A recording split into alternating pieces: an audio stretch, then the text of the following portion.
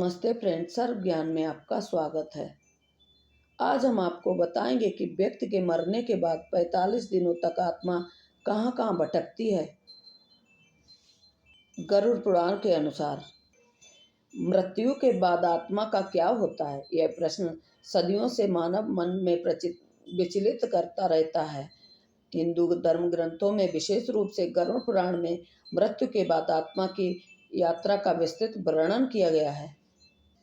इस प्राचीन ग्रंथ के अनुसार आत्मा मृत्यु के बाद 45 से 47 दिनों तक विभिन्न स्थानों पर भटकती रहती है और उसके कर्मों के आधार पर उसका अगला गंतव्य तय किया जाता है। यह लेख गरुड़ पुराण में वर्णित मृत्यु के बाद आत्मा का यात्रा और उनके अनुभवों का विस्तृत विश्लेषण किया गया है।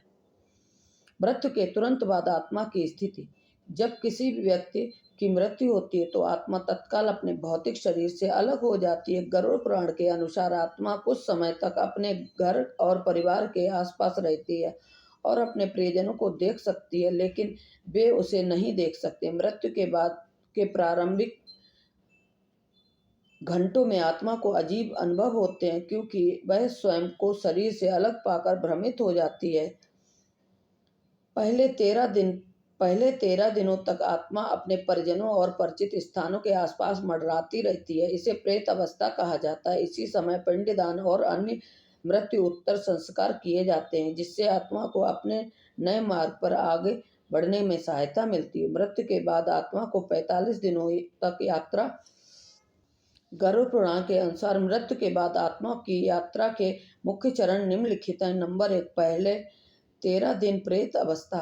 मृत्यु के बाद आत्मा 13 दिनों तक अपने परिवार के आसपास रहती है। इस दौरान यदि परिवारजन श्राद्ध, पिंडदान और अन्य धार्मिक क्रियाएं करते हैं तो आत्मा की हुई शांति मिलती है। इस अवधि में आत्मा को अपनी मृत्यु के वास्तविक स्वरूप का ज्ञान होता है।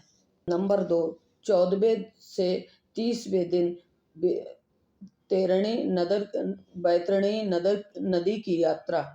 मृत्यु के 14वें दिन के बाद आत्मा को यमलोक तक की यात्रा करनी पड़ती है। इस यात्रा में आत्मा को वैतरणी नदी पार करनी होती है। यह एक भयावह नदी होती है, जिसे पापी आत्माओं के लिए अत्यंत कठिन बताया गया है। जो लोग जीवन में पुण्य कर्म करते हैं वे इसे आसानी से पार कर लेते हैं, जबकि पापी आत्माओं को कष्ट भोगना पड़ता है। नंबर 3, 31वें से 45वें दिन यमलोक का मार्ग। इस चरण में आत्मा को यमदूतों द्वारा न्याय के लिए यमराज के समक्ष प्रस्तुत हुआ जाता है। यमराज आत्मा के संचित कर्मों का लेखा जोखा देखते हैं और उसके भविष्य के बारे में निर्णय लेते हैं। इस दौरान आत्मा को उसके अच्छे और बुरे कर्मों का ज्ञान कराया जाता है। मृत्यु के बाद आत्मा को क्या क्या कष्ट मिलते हैं। गरुड़ पुराण में वर्णित है कि मृत्यु के बाद आत्मा को कई प्रकार की पीड़ाओं का सामना करना पड़ता है। अप्रिय वातावरण। पापी आत्माओं को अंधकारमय और भयावह वातावरण में रहना पड़ता है।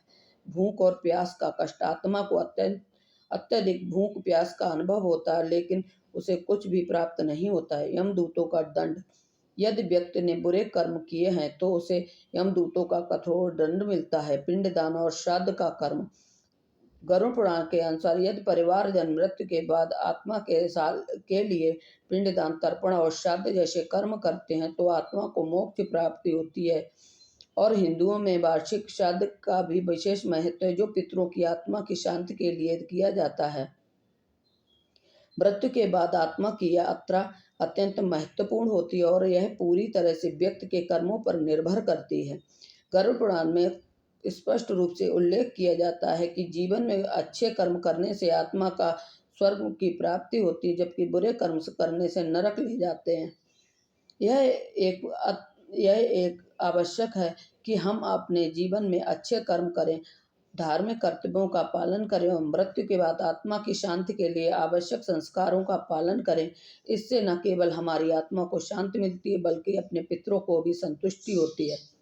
तो फ्रेंड, आज के लिए बस इतना ही। अगर आपको हमारा वीडियो पसंद आए तो लाइक कीजिए, मेरे चैनल सब्सक्राइब कीजिए और ज़्यादा से ज़्यादा शेयर कीजिए। तो आज के लिए इतना ही। Thanks for watching.